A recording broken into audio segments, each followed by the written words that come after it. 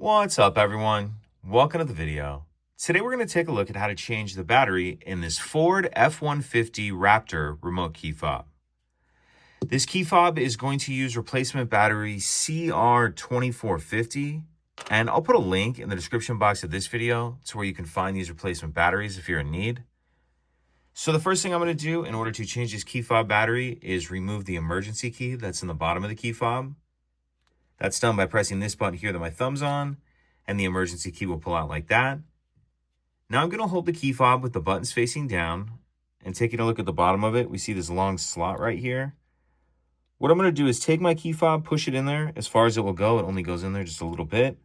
Then I'm going to angle the key up like this and push up on this back cover and pop that off. And that can take a good amount of pressure to get that cover off, especially if it's never been off before.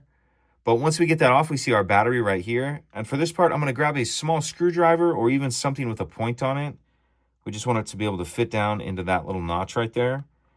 I'm going to go down into that notch and just get on the edge of the battery and get it out of that holder.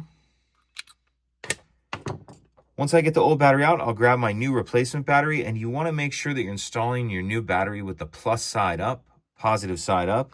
And I'm going to tuck this outer edge in first like that, and then snap the battery down into place.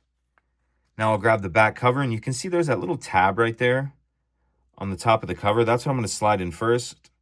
Slide that tab in like that, then snap the cover down, slide our emergency key back in, and that's it.